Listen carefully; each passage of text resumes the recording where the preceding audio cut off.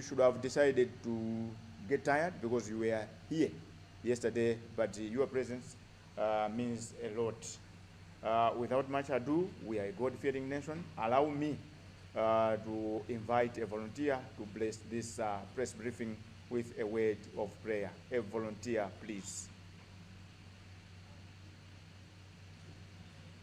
Let us pray. We are so grateful, dear God, for this wonderful morning. We thank you so much for the gift of life. Lord, we are here attending this press briefing. I pray that God, that you be with us, you give us understanding, and you continue blessing our nation. Give us wisdom, O Lord, to the glory of your name. In Jesus' name I pray. Amen. Zikhala zabwino kunena kuti tiziwane. Ine anditchula kale dzina langa ndi Sylvester Namiwa, mkulu wa bungwe la Cdedi, koma monga mwa nthawi zonse sindili ndekha, ndimafuna kuti aliyense wa ife kuno atchule dzina lake. Omega T Cdedi. Francis Mazinga, Cdedi. Nyanyuwe Soko Cdedi.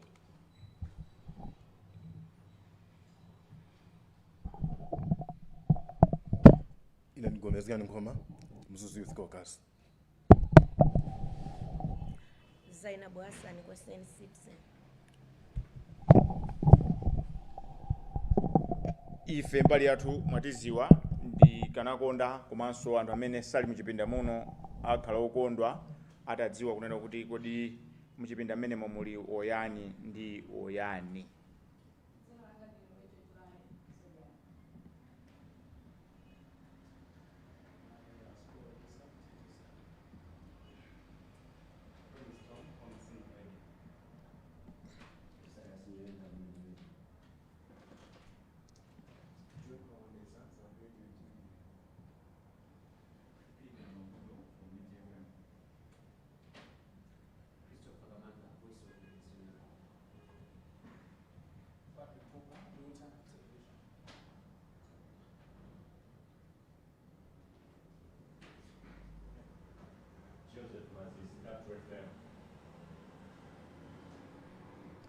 Mutha kundivomereza kunena kuti mphepo imene ili muchipinda muno ndi yachibale popeza kuti aliyense wazitchula dzina lake komanso panopa zikukwanira tikamati ndi msonkhano wathu lankhani because sungatenge kundira kuti ndi msonkhano wathu lankhani pamene atolankhani palibe.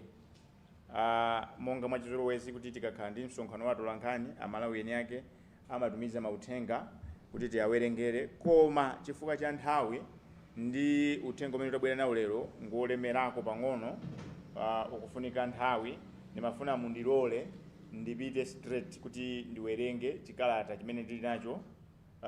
Iyi si press statement, uyu ndi kauniuni amene tapanga, koma ndinene kuti ntchitoyo idakalipo, ntchito ndi yayikulu. Tikukhulupirira kuti tachita mmene tikadakwanisira, komanso sikuti tikakhala komaliza tikhala tikubweranso malinga ndi nkhani imene tikuyunikira pano. Chachiwiri ndimafuna ndinenenso kunena kuti chiyambire nkhani imene ikutulukira kunja, amalawi ochuluka akhala kulemba ma message, kuyimba mafoni kunena kuti kodi inu a Cdedi timakudalirani, tapangani kafukufuku timve za nkhani yakugulitsidwa kwa hotelo imeneyi. Ndinene pano kuti ndifake ndanena kuti amene mwatalikira mubwere pafupi, amene simumvesera pano nthawi mumvesere, chifukwa kafukufuku amene tachita zikuoneka kuti amalawi sadauzidwe zoona, amalawi sanauzidwe zokwanira, pali zambiri zimene tikungoyankhulapo pa nkhani ya kugulitsidwa kwa hotelo imene zimene sitikuzidziwa. Without much ado, allow me to go straight to read the key findings following our investigations. 26 February 2026, Cdedi's key findings in the Amaris Hotel Cell. 1. Introduction. As a mouthpiece of the voiceless citizenry and in exercise of its governance watch to grow, the Center for Democracy and Economic Development Initiative Cdedi bowed down to pressure to zero in on the purported forceful sale of Amaris Hotel to the Public Service Pension Trust Fund. The cause prompted Cdedi to go on the ground in search of the truth, including what has been unsaid in the said sale. This comes against a backdrop that this matter has raised eyebrows since it is alleged that the facility was valued at 47 billion Malawi kwacha in 2023, but the figure has escalated to 127 billion kwacha in 2026 on one hand, while on the other hand, some quarters of the society have queried its viability as an investment. 2. Background. As at September 2025, the Public Service Pension Trust, the fund, was sitting at 1.1 trillion of pension funds for over 130,000 public servants as members who either joined the civil service on January 1, 2017, when the compulsory pension fund took effect, or those that were born on or after January 1, 1980. In other words, these funds cannot be drawn by the members for the next 35 years when the members clock retirement age of 60. The funds are said to be increasing sharply. In the past, such funds have been invested in the money market. At the onset, it should be stated that civil servants outside the above stated dates, their pension funds are under the Accountant General's office.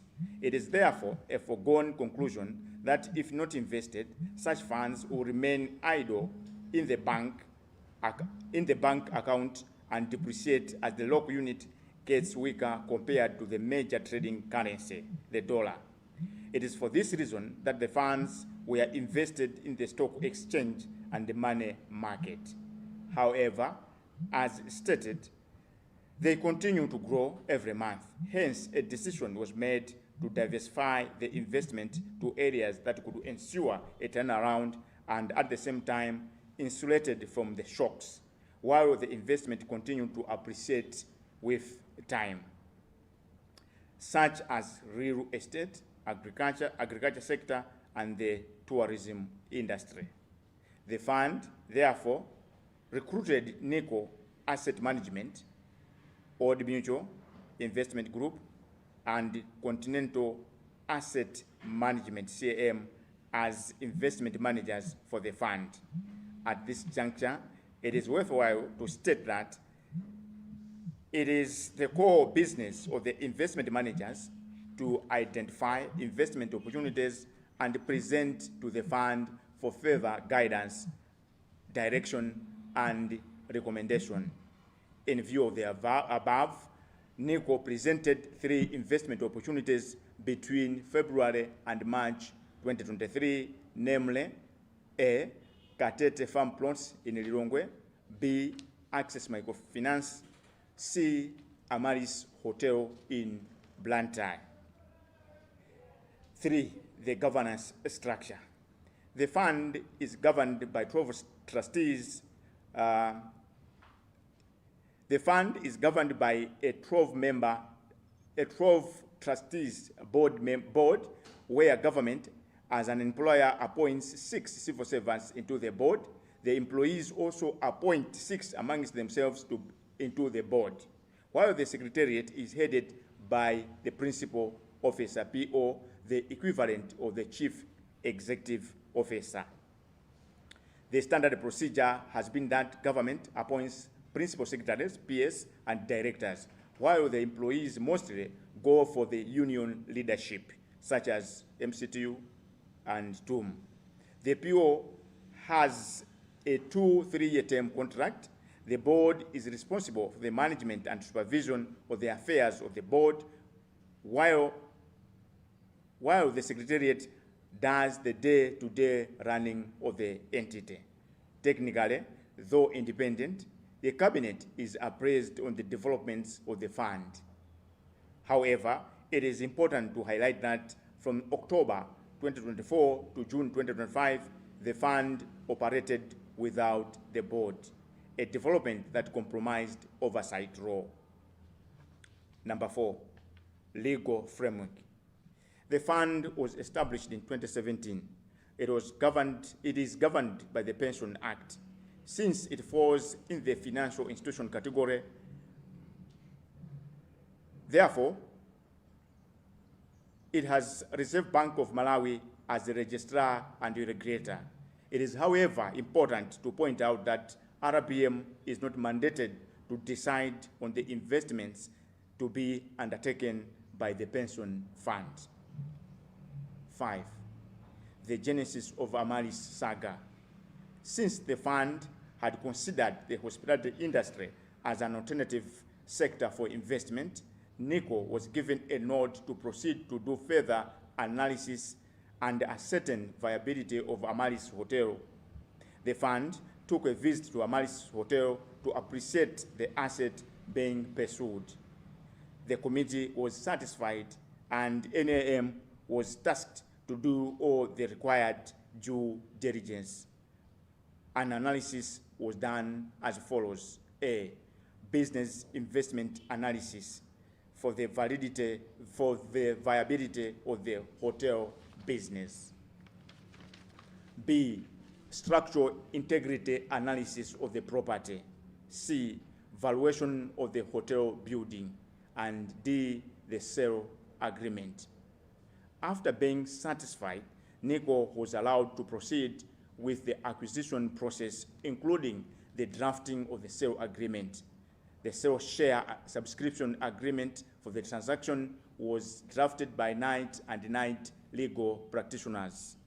According to Knight, Frank, and Garden City Properties, property valuers, in July 2023, Amalis Hotel was a 5-star facility, a 91-bedroom hotel located in Blantyre's central business district with restaurant, conference facilities, and auxiliary amenities situated on approximately 0.61 hectares.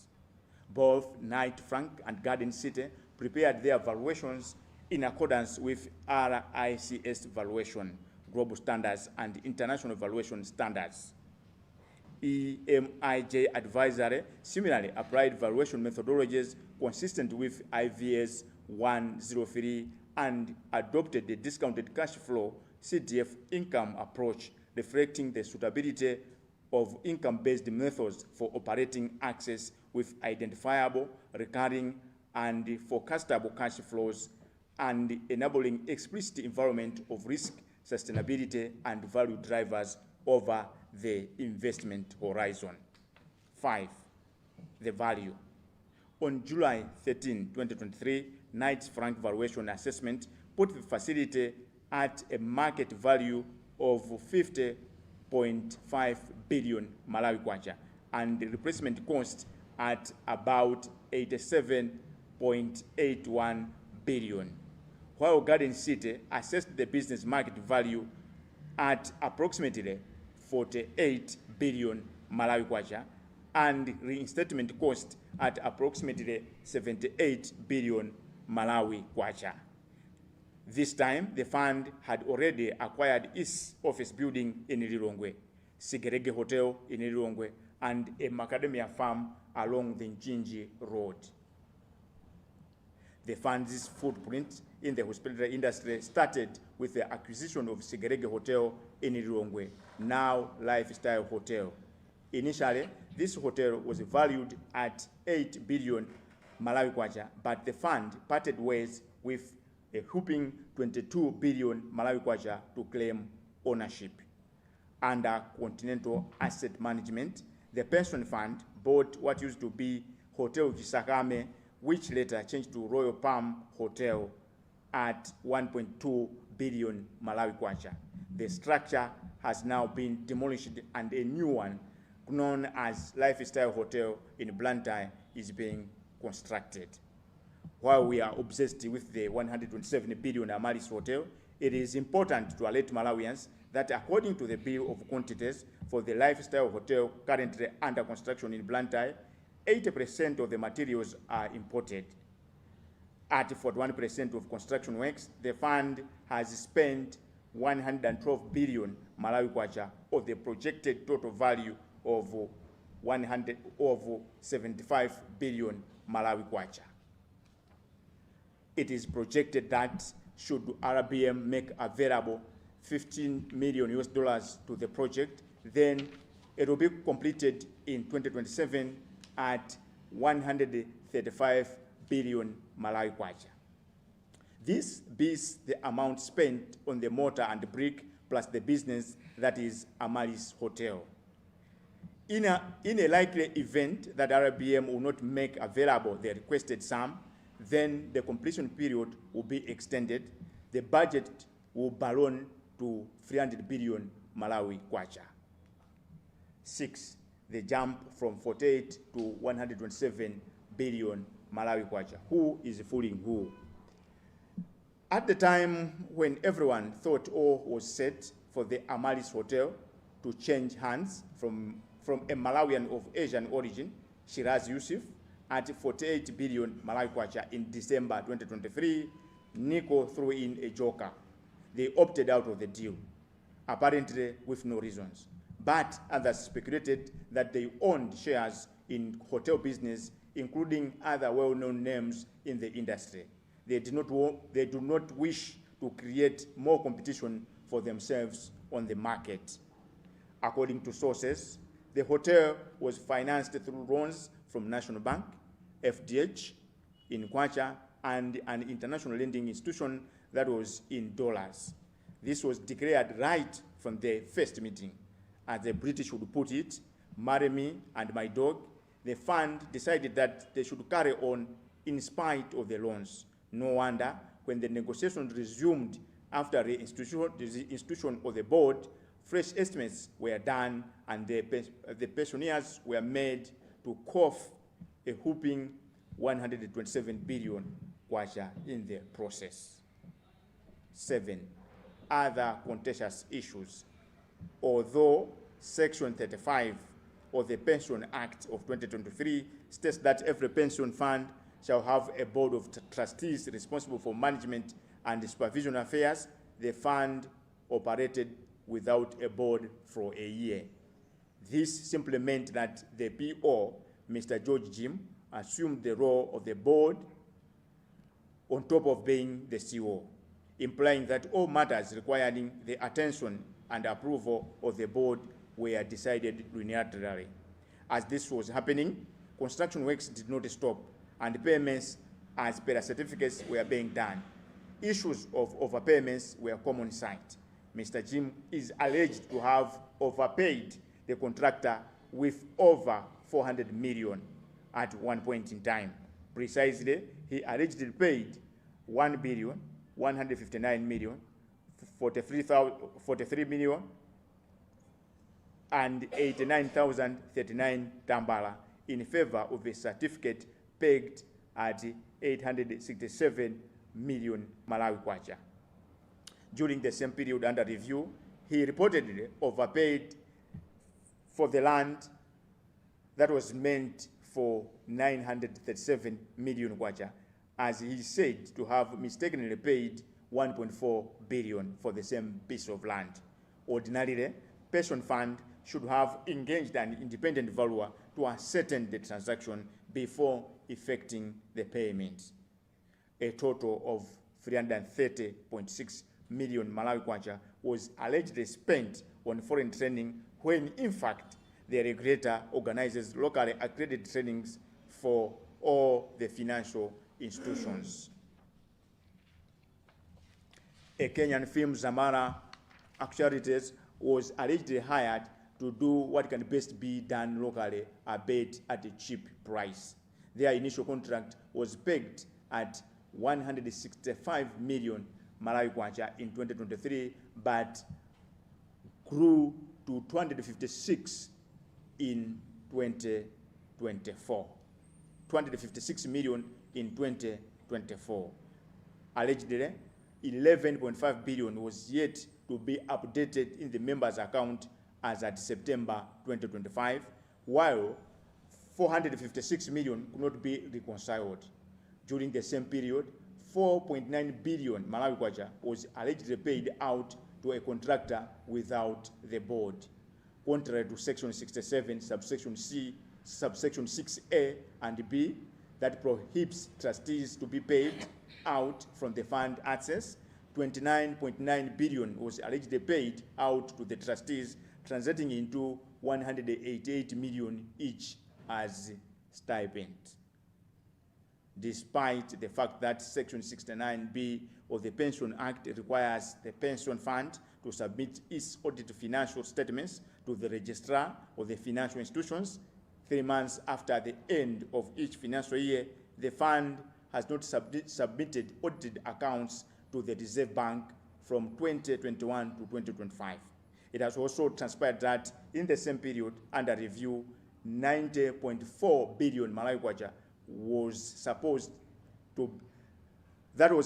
to be remitted within 14 days was nowhere to be traced. 8.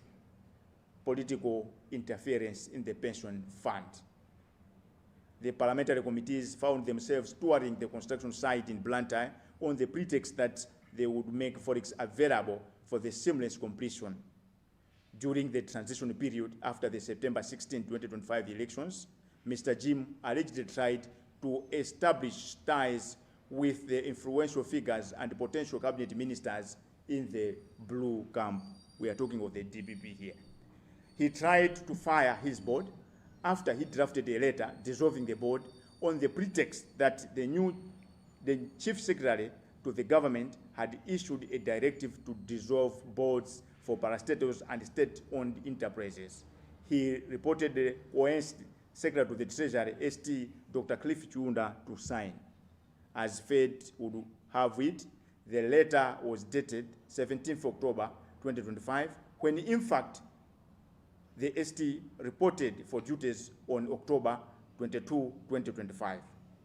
On October 24, 2025, Dr. Chunda rescinded his area directive.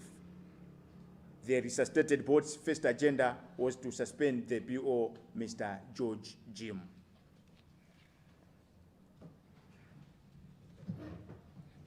It is also important to state that the current board that was appointed by the previous administration, led by Chairperson Chiza Nyirongo, has instituted a forensic audit for the period beginning 1st December 2024 to 30th December 2025. 9. The role of the regulator. Following the public outrage, the Reserve Bank governor stopped the transaction after approving the same earlier on. Although they seemed to have intervened, the harsh reality of the matter is that monies have already been transferred. And unless further investigation proved otherwise, there was willing buyer and willing seller until the details were subject to the public court of opinion. A $1 billion question the Reserve Bank ought to address now is, how is it going to recoup the pension funds already spent? Secondly, it raises a serious question of the public trust given the back and forth movement in critical decision making by the bank. In the spirit of transparency and accountability, it should be stated that for 4 years, RBM allowed the fund to do as it pleases them, the pension funds with the pension funds. Since its establishment, it only fulfilled its legal requirement to furnish the regulator with audited financial statements for 2017, 2018, and 2019. From 2021 to 2025, they have acted illegally. Where was the regulator in all these years? Details have also emerged that the Reserve Bank allowed the fund to procure its office building in Lilongwe, the Macadamia Farm, and the Cdedi Hotel without assessment reports. If the Reserve Bank is not an accomplice, then they are cowards. Today, they are playing a holier-than-thou in this matter. This gives room to speculate that the minister and top government officials in the previous administration were benefiting from this illegality. How then did they allow the fund to operate as it pleases them? And why is it that the new administration is keeping the board appointed by the previous administration? 10. Pertinent questions. Why is the Reserve Bank seemingly looking away at the hotel construction site where 41% of the construction works were, I'll take this again. Why is the Reserve Bank seemingly looking away at the hotel construction site where 41% of the construction works the fund has coughed 112 billion? Are they waiting to act when it is completed at 300 billion? Why did the previous cabinet, while fully aware of the fact that the fund was not complying with the law, kept associating itself with the fund as clearly mirrored through the presiding of the groundbreaking ceremony? Wasn't this a clear case of legitimizing illegality? 11, Cdedi's position. The pension fund should make public the forensic audit results currently underway. Those implicated should be personally held liable. 2, the regulator should justify its actions and advise the way forward on the matter, since monies were already paid following its own approval. 12, Cdedi's demand. The Office of the Ombudsman should conduct a public inquiry, since the writing is on the wall that the Public Accounts Committee of Parliament is an accomplice in this criminal enterprise. I submit. Signed, Sylvester Namiwa, Cdedi Executive Director. Thank you very much for your kind attention.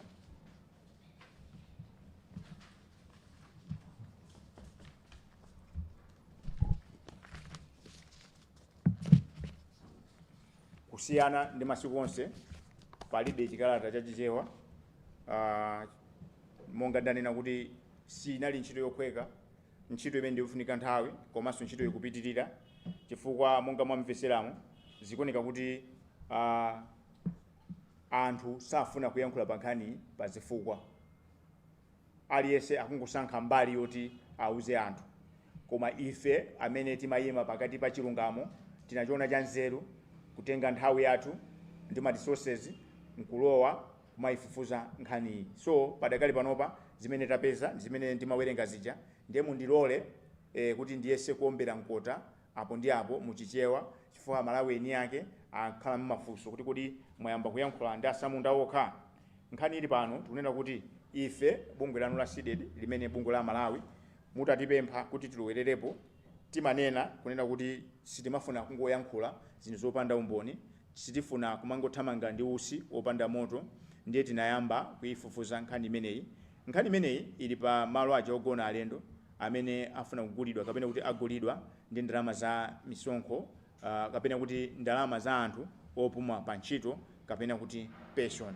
Chimene chasisa zayi kuti njovu ichoke nyanga nchonena kuti poyambirira hotelo imeneyi mu chaka cha 2023 amayeneka kuigula pa ndalama zosapitirira 47 billion Malawi kwacha, koma padakali panopa mu chaka cha 2026 tauzidwa kuti hotelo ija ayigula pa mtengo wa 127 billion Malawi kwacha. Ndi anthu afuna kuziwa kuti kodi nkhani imeneyi yayambira pati. Nkhani imeneyi yayambira ponena kuti mu chaka cha 2017 boma lidapanga chiganizo kunena kuti aliyense ogwira pa ntchito azikhala ndi pension yokakamiza. Pension iyo imachokera mbali ziwiri, okulemba ntchito amasonkha ndalama, komanso iwe malipiro ako umasonkha ndalama. Ndi ndalama zimenezo zimapita ku thumba, thumba limene linakhazikitsidwa limene amatchula kuti Public Service Pension Fund. Ndiye mmene mafika September chaka cha 2025 ku thumba limeneli kunali ndalama za nkhani zokwana 1.1 trillion Malawi kwacha. Izitu ndi ndalama za anthu opitirira 130,000 amene amagwira ntchito mboma. Koma anthu amenewa adayamba ntchito pa 1 kuyambira pa 1 January 2017 pamene ndondomeko yokakamiza yokhazikitsa thumba la pension idakhazikitsidwa. Komanso ndalama zimenezi nzagulu lina la anthu amene anabadwa pa 1 kumapita uko January 1980.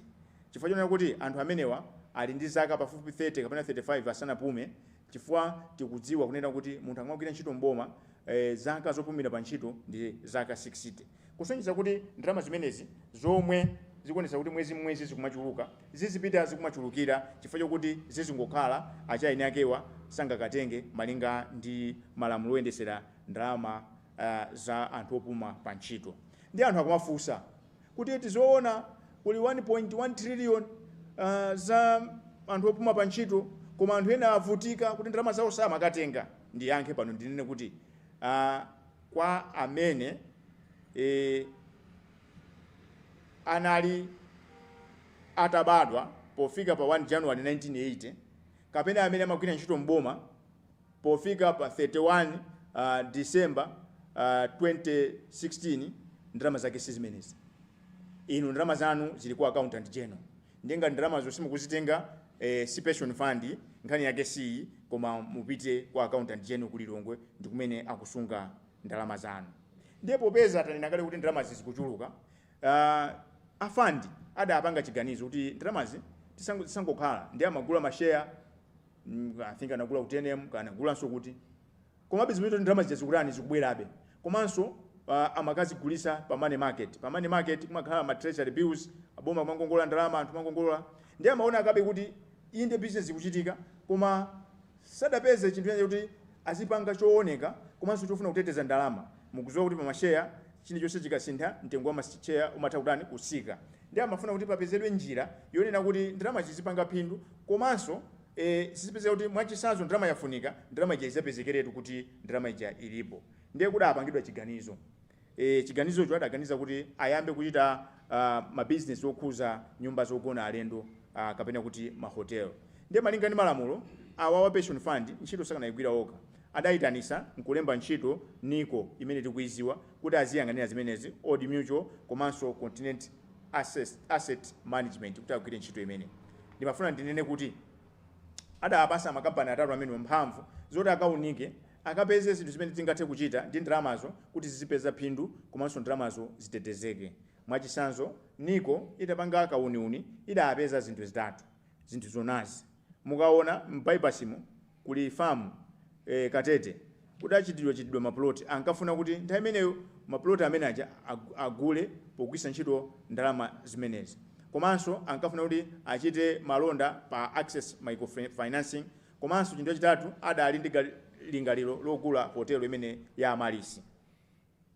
Kodi ntchito za kumeneku ku pension fund zimakhala motani? Kumeneku ntchito zake zimayendesedwa ndi anthu 12 amene amagawa pakati pa anthu 6 amasankhidwa ndi boma. Boma nthawi zambiri makonda kusankha alembi amaunduna komanso akuluakulu ma director, komanso ainaka ndalamazo amaloledwa kuti ayikemo anthu awo oti azikayang'anirira ndalamazo. Ndiye nthawi zambiri anthu ogwira ntchitowa amakhulupirira ajasogoleri ama union, mwachisanzo Teachers Union of Malawi, MCTU ndi amene amakayika ku nthumwi kukakhala mu board muja kuti ziganizo zizipangidwa ndi kuunikidwa ndi gulu limeneli la anthu 12. Koma ngakhale kuti nthambi ndiyo imabayokha kuti boma sililowelerapo, pakanthawi nduna kapena kuti cabinet zimanika ziziziwa, zimapasidwa maripoti kuti uku zinthu zikuyenda motere. Ndiye timafuna kuti Amalawi mudziwe kunena kuti ngakhale ndi lamulo loyendesera pension kuti nthambi iliyonse yokuza ndalama za anthu opuma pa ntchito izikhala ndi board nthawi zonse, zidachitika kuthumba ilili mu October 2024 mpaka mu June 2025 kuti kunalibe board.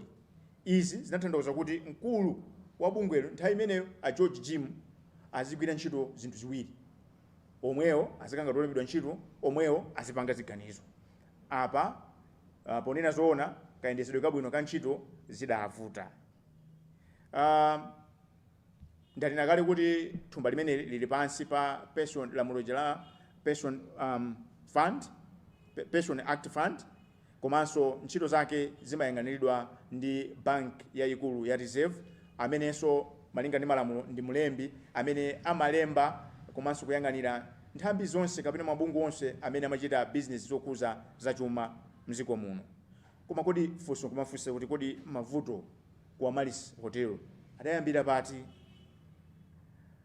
chifukwa chokuti nthambi thumbali lidapanga chiganizo nkuwauza aniko kuti tifuna tichite malonda atabwesa zinthu zitatu zija Katete Farm, Access Microfinance komanso Amalis Hotel.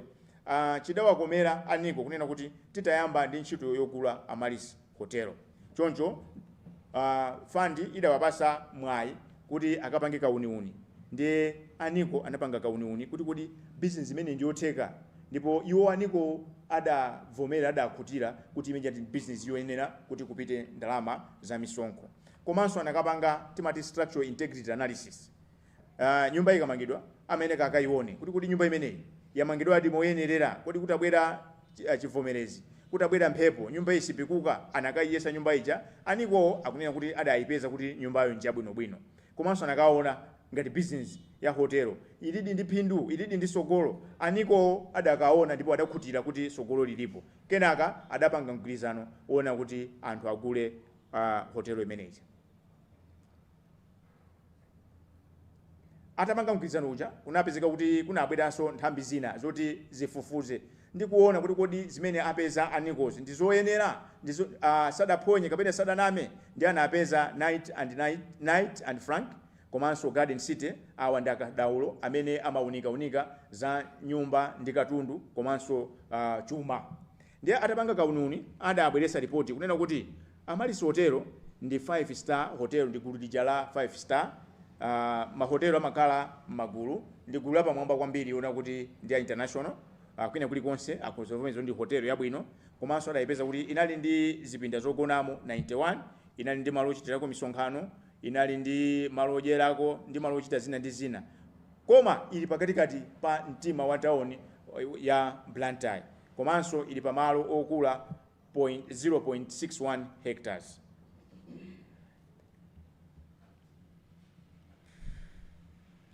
Kodi mtengo weniweni wa hotelo umeneyo ndi wotani? Tanena kale kuti aniko atapanga kauniuni wawo adalola makampani ena atatunso kuti akaone kuti kodi zimene apeza aniko zija ndizoona. Ndiye kampani ya Night Frank inapeza kuti nthawi imeneyo mu 2023 akanakhala amayigulisa kwina ukake hotelo akanayigulisa 50 billion Malawi kwacha. Komanso replacement ndionera kuti nyumba mngati imene takhala ino kapena nyumba iliyonse imene muli imene mutisatira pano, kodi nyumba imeneyoyo tiyati imange nthawi imeneyo ikhala ndalama zingati? Ndiye amatchula kuti replacement cost. Ndiye anapeza kuti kuyigulisa nthawi imene hotelo imakhala 50 billion Malawi kwacha, koma kuti nyumba yomwe muimange nthawi imeneyo imeneka kuwana 87.81 billion Malawi kwacha.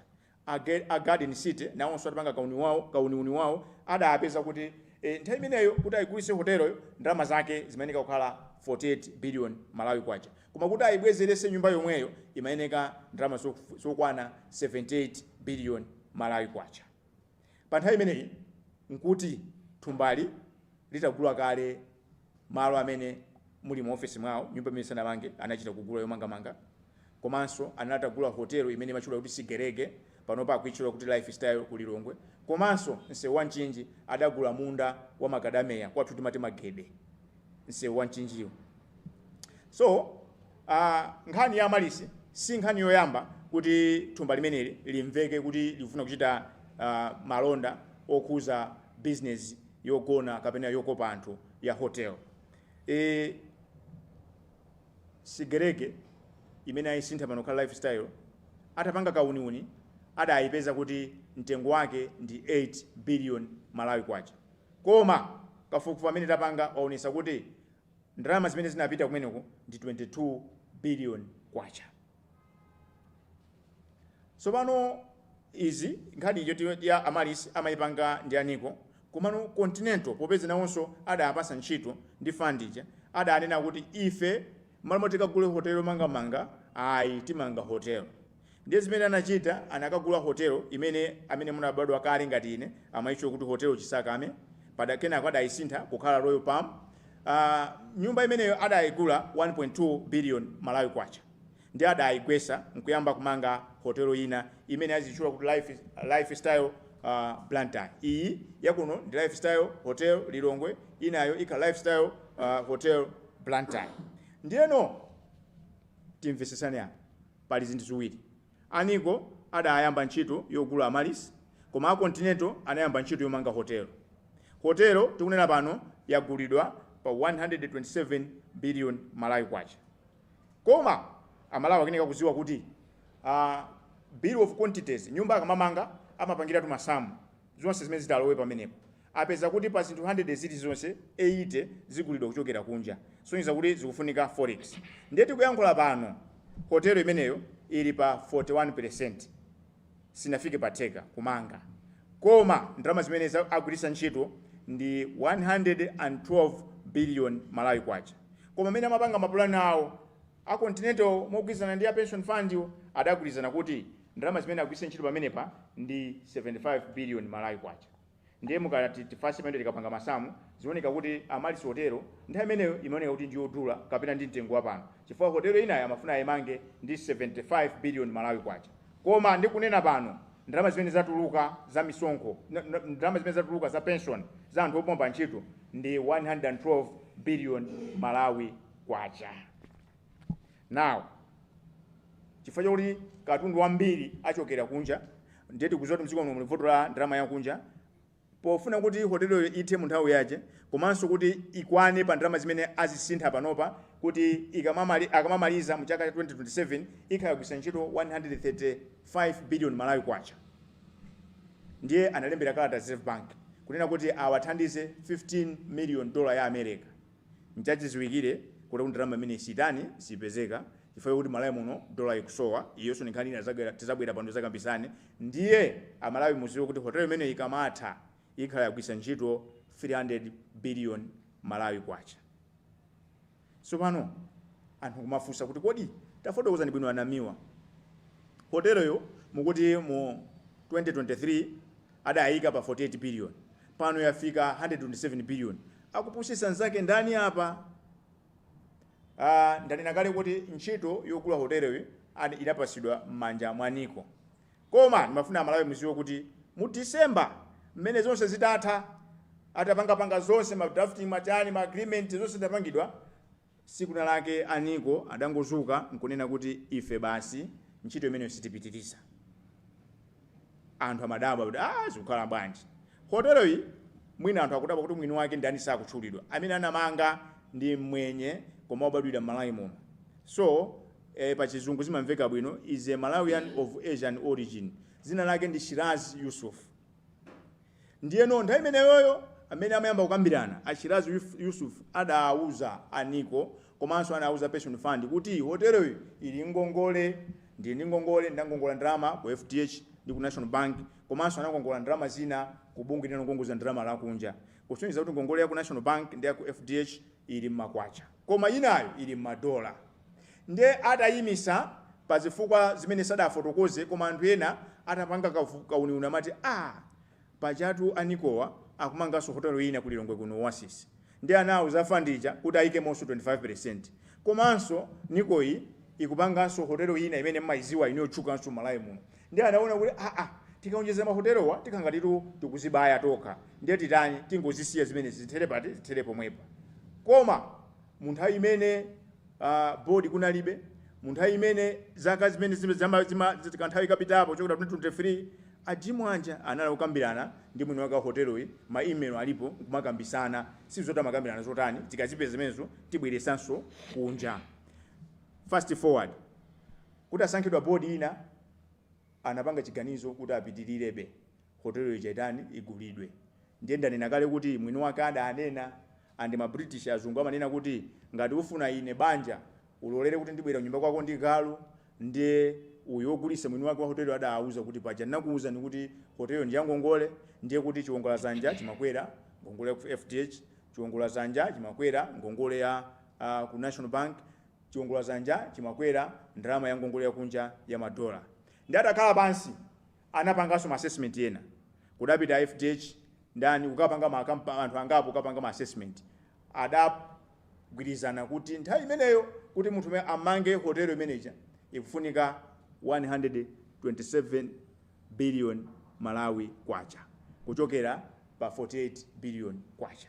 Now ngati pali mafunso akufunika mafunso ajabwere pamenepa kuti company zimene zinapanga chiganizochi zidawunikira ziti ndi ziti, adapanga masamu anji, chifukwa izi ndi zimene zidapita ku NICO komanso ku pension fund, zimene zidapangisa kuti apange mgwirizano onena kuti hotelo ija igulidwe. Amayi ndi abambo mosapindira ndevu nkamwa, ndimafuna ndikuwuzeni pano kuti hotelo inagulidwa, ndalama zinaperekedwa. Now nkhani yavuta pano ndi zimene achita a Reserve Bank. Tithokoze Amalawi ndipo ndi chenjezo kwa wina aliyense amene akugwira ntchito ndi ndalama za Amalawi. Lero mukamapanga masamu anu musamazinamize kuti zinthu sizituluka kunja. Ndibwereze. Aliyense lero akugwira ntchito mu public office kapena paliponse, mukamapanga ziganizo, you should be ready to come out and defend that decision. Chifukwa chani? Ndikuganiza kuti mmene masamu amapangidwa apa kuti tifike pa 127 billion pa, mwina anthu ena sanayembekezere kuti zinthu zituluka. Lero ndizi zinthu zatani zatuluka. Pali zinthu zingapo zofunika kuti ziganiziridwe. Mwachisanzo, gawo 37 la malamulo oyendesera ndalama zopuma anthu pa ntchito zimanena kuti chaka chilichonse mukagwira ntchito mu myezi 3 yoyambirira chaka china muzikapereka ndondomeko za maakaunti anu kauniuni ku Reserve Bank. Ndiye Amalawi ndifuna mudziwe kuti banki thumba lanu la pension kuyambira mu chaka cha 2021 silidapereke report ilonse ku Reserve Bank. A Reserve Bank amaziwa zimenezi, anakhala chete nkumayang'ana. Tili ndi nkhani kale ina ya Finance Bank inabwera nkhani zake ngati zimenezi. Kusonyeza kuti banki yathu iyi situmikiranso Amalawi. Banki yathu ili ndi zina zake, ndipo tikoza kunenanso kuti mwina ngotheka kuti apa anapindula fa sindikhulupirira kuti the whole bank ngati imene yakhalira muja ingakhale nkumayang'anira kumaziwa kuti ndalama za misonkho za pension zikuchuluka koma sakupereka report, nkumayang'anirira for very good 4 years. Ndiyeno nthawi imene kunalibe board, abwana akulu aja a George Jim sadasiye kugwira ntchito, hotelo ija imamangidwabe, koma pali malamulo ena ogwisa ntchito kumene kuza ndalama amanena kuti ndalama zina kuti zituluke imayeneka board ivomereze. Kusonyeza kuti akanakhala kuti ichi sanachisanduse ching'ombe choti azigawanako ndalama, bwezi atayimisa kunena kuti hotelo iyi tayimisa kaye kufikira board ikhalepo. Chifukwa ndalama zokuti zituluke imayeneka kuti board itani izivomereza. Ndi amayi ndi abambo kunali ndalama za nkhani zimene zimaperekedwa. Katundu wa 800 million amapeza kuti akuponyedwa pa 1.2 billion. Nanga si board kulibe mpaka wachoka. Aliyense amangopanga zimene zatani zingasangalatse. Kumapezeka kuti anthu Reserve Bank imapanga ma training konkuno, koma ndalama za nkhani zikutengedwa kupangira ma training kunja. Kuli nkhani ya malo a 1.4 billion, malo a 937 million, koma munthawi imeneyo popeza kunalibe board analipiridwa pa 1.4 billion. Kuli nkhani ya malo ndalama zokwana 330 million zimene zinapita ku ma training akunjawo, pamene kuno Reserve Bank imapangisa ma training omwewo. Kudabwera company kuchokera ku Kenya ya Zamara kumagwira ntchito zonena kuti company ya ku Malawi ikhoza kupanga ntchito yomweyo komanso pa mtengo osika. Zikudabwisa mmene zikugwira ndalama zimapita ku company imeneyo, poyambirira ku contract yawo yoyamba inali 165 million, koma panopa inakwera azati chaka chachiwiri inakwera inafika pa 256 million. Kuli 11.5 billion zimene nthawi imeneyo mu 2025 sizimaoneka kuti zayenda bwanji. Kulinso 456 million imene simaoneka pena paliponse. Kuphatikizapo kuntchito yomanga hotelo ija kumene kumafunika kuti board iziloleza kuti ndalama alipiridwe kapenayi, kwapeza kuti kwaziwika kuti kunapita 4.9 billion. Nthawi imeneyo board kulibe. Gawo 67 ya malamulo oyendesera ndalama zopuma pa ntchito limanena kuti ma trustee achatachula 12 aja sakuyeneka kupasidwa ndalama zimene zimayeneka kuti zigwira ntchito kapena ndalama za misonkho yeniyeniyo, pali ndalama zimene ameneka kuti azipasidwa. Koma mayi ndi abambo kumeneku kudachitika mkondwerero, kunachitika phwando, a feast. I think APM would like to put it as a feast. Kunali chaka kumene 29.9 billion idagawidwa kwa anthu 12 aja. Ndiye atamanga masamu amaoneka kuti aliyense amalandira 188 million, ngati basi ina yake aliyense akaone kusintha umene wapitako. Koma ndalama zinza chani za misonkho za anyamata aja anayamba ntchito pa 1 January 2017 aja anyamata aja amene anabadwa pa 1 January 1980 kumapita mu mtunda aja ndalama zawo zimenezi anthu ena ali busy kugawana. Ndiye lero pano tinene pano poyera Cdedi simayikira kumbuyo zakatangale, koma pamene tikukamba kuti hotelo ichi yakulisidwa pa 127 billion, muziwe kuti hotelo ina ikumangidwa uku, ali Reserve Bank akuziwa, aliyesa akuziwa, mwina Malawi simmaziwa lero fakita bwera pano kuti kuli hotelo ina akuyimanga padakali panomba yagwisa ntchito kale 112 billion, koma amayerekeza kuti ikamata igwisa ntchito 135 billion. Ndine mafuna tiyime pamenepo. Ndanakale kuti ife Cdedi sitingayikire kumbuyo zinthu zozunza Malawi, sitingayikire kumbuyo katangale, koma wait a minute. Hotelo iyi yatakale 127 akaigula ayamba kutolera ndalama tonse takwiya nazo nzoona, it is justifiable and ndithu anika tikwiye. Ndiye kuli hotelo ina akuyimanga sinafike pa teka, sinafike pa 50%, masamu mene akuonekeramo ngati sayipeza forex ipeza kuti yagwirisa ntchito 300 million. Where is Reserve Bank? Tinene kuti afuna akhalenso chete pa zaka 4 zimene fund imagwira ntchito osapereka maripoti, afunanso akhale chete.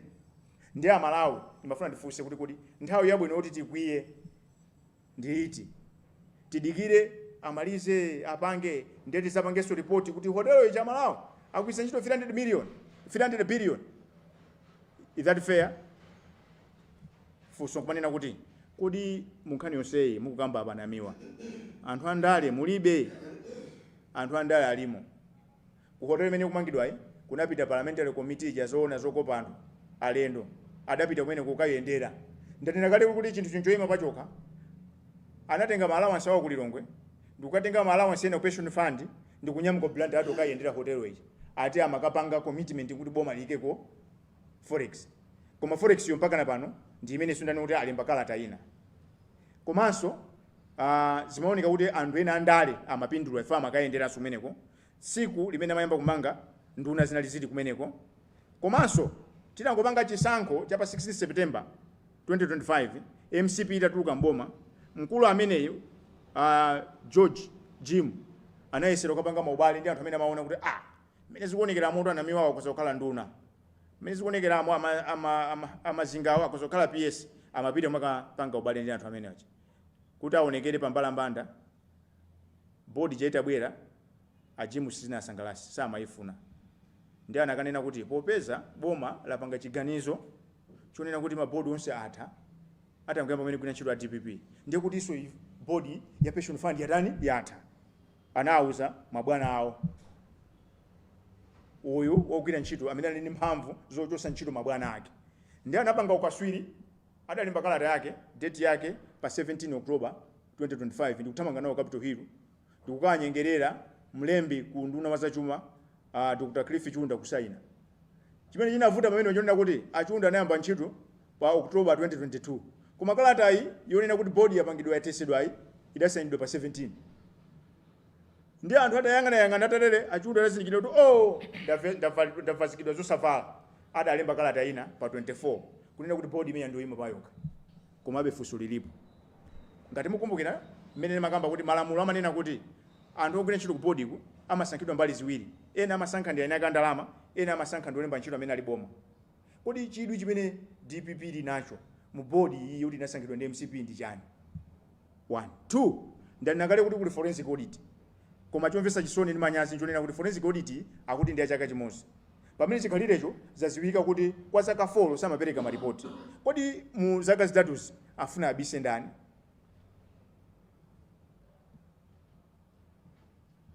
Mafuso ambiri akupita ku banki ya ikulu kunena kuti mukayang'anisisa ndandanda wa zonse ACB, Attorney General, who else, anthu onsewa anafusidwa kuti apereke maganizo awo.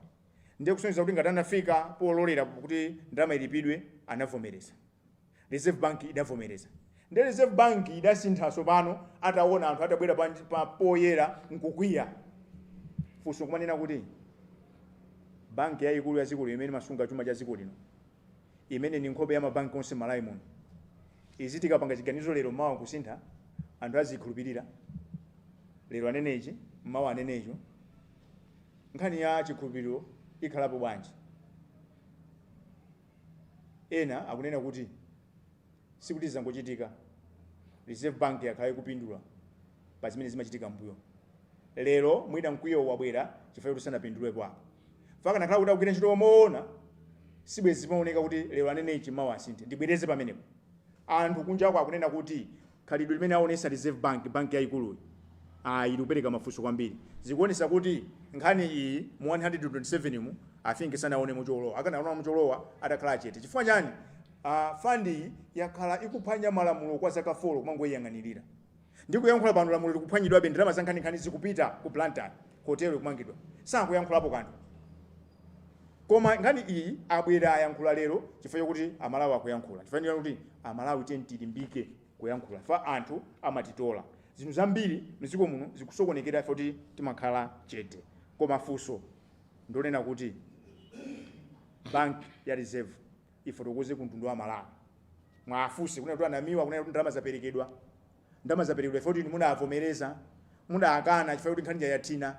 Ndiye mupitiriza kupanga zimene zikangati. 1 2 mupanga bwanji kuti ndalama zozibwerere ku pension fund. 3 mwafunse kuti akuti ndalama zina zikubedwa nchifukwa chani mwakhala chete. Ndalama zimene zikusiyana bwanji. Chifukwa tikuganiza kuti ndalama zozathumba limodzi, anthu ake ndi amodzi. Kufunika kwakenso nkofanana. Kupita chisogolo. Ife tikufuna kaununu amene akuchitika pano, forensic audit yo, zosatira zake zibwere pambala mbanda. Onse amene akhuzidwe paokha alipire. Ngati kuti ndalama aonesese kuti ndalamazo alipire kuchokera mthumba mwawo. Amene akuona kuti anapanga criminal zinthu zofuna za milandu za mbanda amangidwe kuti anthu ena atengerepo phunziro. Abanki abwere azapange justify and they should tell us why and how we should trust them, given that akupanga kupita chisogolo nkumabwerera. Chiko apangise kweni kuti apange chimenechi ndi chani. Pomaliza penepene amayende abambo. Ku nyumba ya malamulo agwirizana kunena kuti Public Accounts Committee ifufuze ife tikuti ayi. Ifandi kuuze niso pano tibwereze. Ngati Malawi ndi mavuto ndife andale timashirira zipanga zimene akufuna. Iyi ndikatero. Ndibwereze iyi ndikatero. Katero yo kuuza so anthu andale. Ife anthu andalewo ku malo kwa makhalako. Anthu andale akuziona. Anthu andale apanga ma meeting pa nkhani imene. Ndiyeno kafukufuku amene angapange Public Accounts Committee akupangidwa ndi anthu kuti akupindula pamenepo. Zosatira zake zavuta kuti tizivomereze kapena kuti Amalawi azikhulupirire. Facha chimenecho ndikanakonda mtetezi wa anthu, ombudsman. I think sanalipange breakdown ngati Amalawi ni mboni. Amayima pakatikati. Abwere afufuze nkhani imene komanso poyera. Ndinene pano kunena kuti nkhani ili mafunso ambiri. Mmene tateremo timakufuna tawuza Malawi kuti tikuifufuza tilowanso. Sikunaweza kuita nani. Ife Cdedi timayima pakatikati. Ndinenenso kuna kuti nthawi zambiri ukayima pakatikati umaponda mapazi anthu. So ngati ndaponda mapazi anthu, it's not intention. By saying so, I'm not apologetic. Koma what you should know is chilungamo ndi chowawa. And bungwe ili ndi la Malawi. Ndiye fino yankulira Malawi chifukwa ndikubira kuti zimene zili umu Amalawi ena samaziziwa. Ena mwinanso muno amene muli muno ngati muli ya chilungamo zina mazimvera pati pompano. Nkhani ndinena kuti pali article imene ali mbabambo ena wansembe amene ali ku Rome. I think tipange create forum yona kuti tizikambirana Malawi muona mtima. For democracy is about candid and an honest discussion. Comrade, we don't have all the time on earth. Can I give you 30 seconds?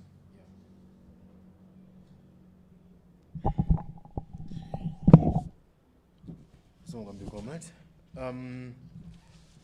Amalawi. So mngambi chifukwa peza mpata kuti wina mumve zimene fionga tasided tabula nazo pokusana ndi procurement ya Amalis Hotel komanso zochitika zonse zimene zakhala zochitika all this time. Chovuta kwambiri nchona kuti adindo amene ngati dziko timawakhulupirira kuti azitisogolera namatipangira zinthu zathu moyera ndamene to some extent they have let us down. For instance, Secretariat ya pension fund yapanga betray the whole trust imene aziphunzisi amakhala nayo akamagwira ntchito nena kuti akamaliza azapeza monona ana awo tsogolo lawo lizakhala lowala. Reserve Bank whose sole mandate is to regulate finances in the country, they have let Malawians down. Kanite tunena pano hoto ina kumangidwa alidu anathandizira kuti mina zindikuomesa hoto kuja zisokonekere alidu finance bank yomuntu kama pai anathandizira alidu. Now they have to get to take responsibility. At the same time avomeleze kunena kuti ngati zolakwika zikuchitika pamalo asamadikira Malawi kuti abwere poyera namalira ngati meza khala pamno. They should be at the forefront to take responsibility. They should be at the forefront to make sure kunena kuti every person, every institution that is imene ili under their mandate ikupanga zinthu zake moyera, ikupanga zinthu zake mofunikira komanso mothandiza Malawi. In extension pa demand yathu yonena kuti ombudsman atenge gawo to bring sanity in all these issues. Tikanakondaso kunena kuti secretariat ya pension fund nayo ifufuzidwe. Apa patangomva a director okha a George Jim ndamene seems kunena kuti they have been suspended. Komano ambiti they are still there. And I believe kunena kuti zigandu zonsezi suti zimapangidwa ndi munthu umodzi. It was the whole cartel. At the same time, now also, a Public Accounts Committee of Parliament, influence on the channel on this issue. They also have to be questioned. This is why I failed to book an ODI. Inuyo audit ya nimene mfuna mpangeyo situ kuifuna. Asena antwena, amena ndika daulo, amena ndinzelo, amena alindi chikumbo chofuna kuti Malawi apindule agwire ntchito imene.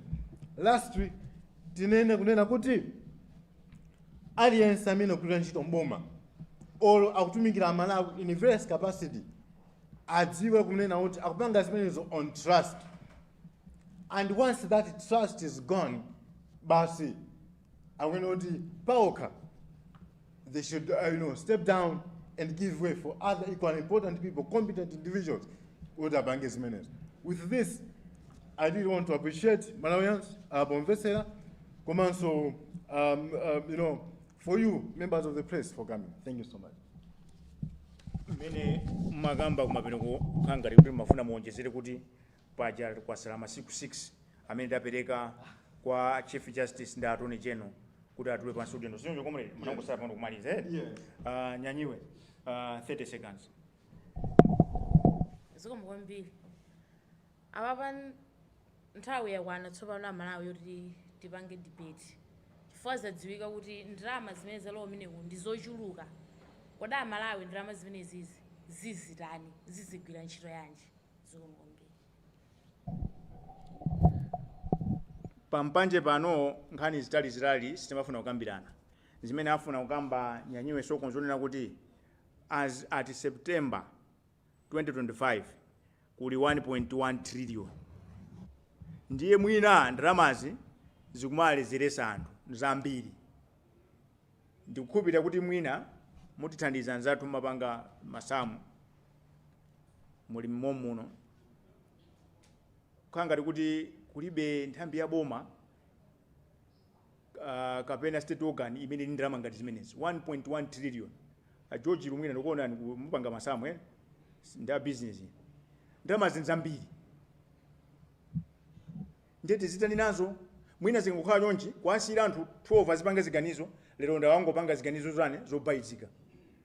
Palibe zinthu zamene tingapangire ndalama zikupindulira dziko. Fana ndalama zimene zimalinga ndi lamulo achaine ake sazigwira for the next 35 years. Chinthu chachiwiri ndene kuti transaction as it is kukamba mosapindira ndevu nkamwa ya hotelo Amalis Hotelo inali a willing buyer and a willing seller yachitika. Reserve Bank lero ikubwera chifukwa chokuti anthu atani anthu ayankhula apo nifuna ndikambe nani nakalepa chakuti ife kuside timango yankhulapo zoona. So zikuoneka kuti panali munthu amagulisa tomato wake ndiye wapeza munthu akufuna tomato agulizana pa mtengo agulisana, ndiye popeza munthu abwera kuti tomato ingowola, tomato ingwatere, ndiye awa amene kuti amuone tomato uja sanafike pa nsika akunena kuti bayi mani, koma uku tomato wina akuonongeka. Hotelo chisakamire ija, Royal Palm hotelo ija, takhalapo kali pamuzi pano, mundilole ndingotenga mafunso awiri okha, sitikuthawa kuli zambiri, ntchito iso ndiyopitirira. The floor is open.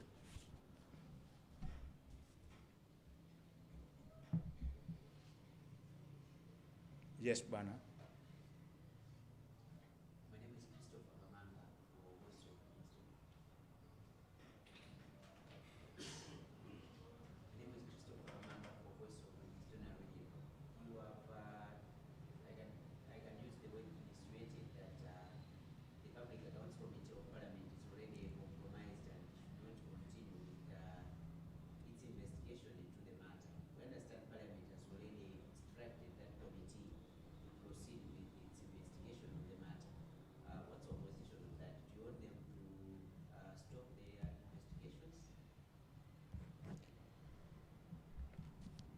Amenewa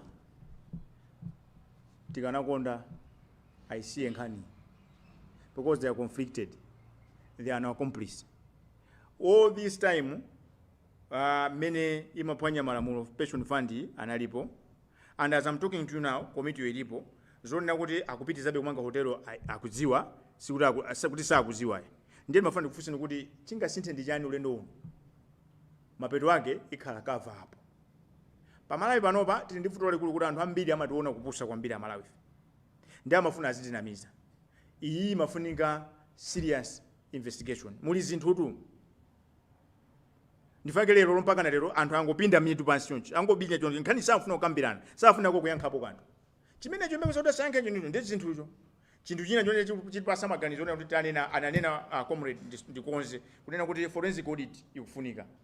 Koma pamene ukubweresa funso mponena kuti tauzidwa ife tapanga proof tabwesa poera apa kuti kwa zaka 4 anthuwa amagwira ntchito mophwanya malamulo. Ndifo chani zaka zonse zati zimpengana khala chete. Ndiye chiwawa china chonena kuti ati forensic audit yo ndi chaka chimodzi. Ndiye zaka zitatu zinazi pakubisidwa chani apa. Pamene tikalowapo ndi pamene pakufunika kuti mupeze kuti mamembala ena mu committee imene ya public accounts committee anapindula. Fa makomiti osiyana amapita kumene kuchi, nduna zimapita kumene kuchi. Andi tuganizanso pano ndinene pano kuti nduna za boma lapita licha zinapindula, cabinet inapindula. Chifukwa there is no way ndaba sankhani izi anthu azigawana a public entity, reserve bank kukhala chete, cabinet kukhala chete. No way. Anduna at least azachuma ameneka kuziwa. Nthawi imeneyo andi panonso ndifuna ndikuuzeni sikuti zizingochitika because akanakhala kuti anthu ena aboma ili sakupindulanso apa bwezi komiti yata ichosai. Fatane nakale kuti malinga ndi malamulo iyi adayisankha ndi achinazamba ndi anzawo. What is motivating the new administration kwa asunga anthu awo? Tifanira kuti nthawi yakwana Malawi kunena kuti tisegule maso athu. Nthawi zambiri timapanga mistake, timaona kuti mavuto athu azatha cha anthu andali boza. Let's wake up.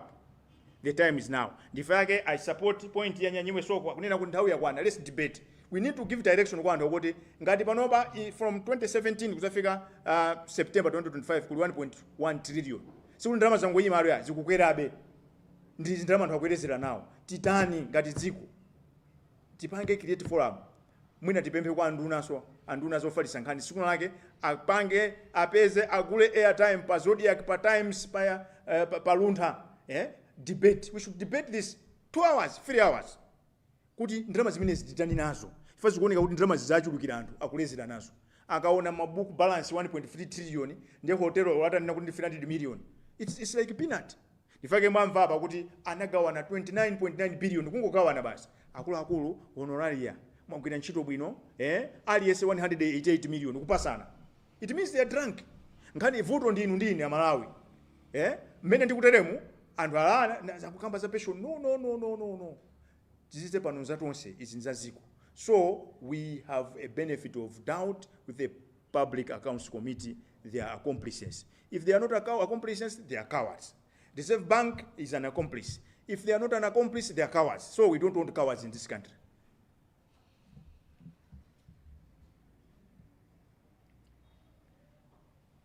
I'm not surprised, ndayankhula kwambiri mwatopa.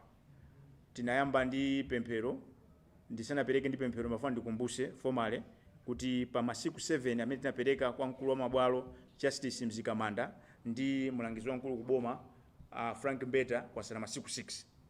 Ndinene pano eti? Yeah. Ulendo uno anthu aja koma aja movutikira kwambiri. Ndalama za misonkho za Malawi ulendo uno nza poison. Ndi amene akonzera agenda ndalamazo aziziwa kunena kuti Amalawi sali mocheza. Amalawi accountability aitengera malevel ena. Chifukwa cha nthawi mundilole tinayamba ndi pemphero tipereke kwa uzipereka aseke ndi pemphero.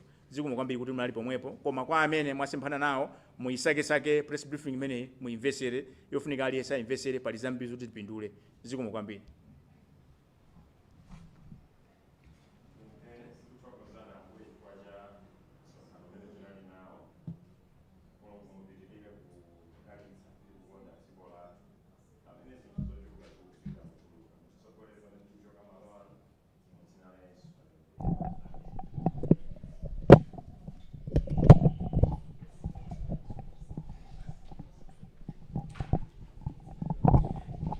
Chabwino ndimene msonkhano wa Dlankhani watera ndithu kuno ku Crown Hotel mu mzinda wa Lilongwe pamene bungwe ndithu la Center makamaka la Cdedi limayiditsa ndithu msonkhano wa Dlankhani makamaka nkhani imene inakula kwambiri ndi nkhani yokhudza hotel ya Amaris kuchokera ndithu mu mzinda wa Luntha imene inagulitsidwa ndithu ndi ndalama za nkhaninkhani zokwana ndithu 127 billion Malawi kwacha. Nde pa msonkhano umenewo anamiwa afotokozanso ndithu zambiri pamene ataya ndithu chikhulupiriro ndi banki ja reserve komanso ndithu public affairs committee kuti ndithu sakuwathandiza makamaka ndithu pa mchitidwe umene ukuchitika ndithu makamaka pa thumba la anthu opuma ntchito amene ndithu amaka lilipo ndithu mdziko muno lija mchengerezi amati pension fund. Ndi afotokoza ndithu zambiri kuti mdziko muno mukumangidwa ndithu mahotel osiyanasiyana omwe ndithu akumangidwa ndithu board makamaka ya pension fund ikuoneka kuti ndithu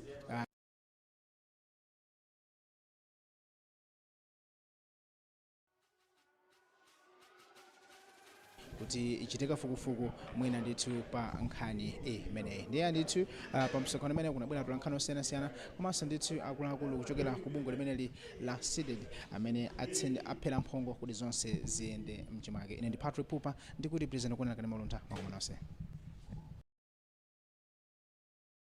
Por el costado izquierdo, un poco más retrasado Rodrigo, de izquierda tiene Brem.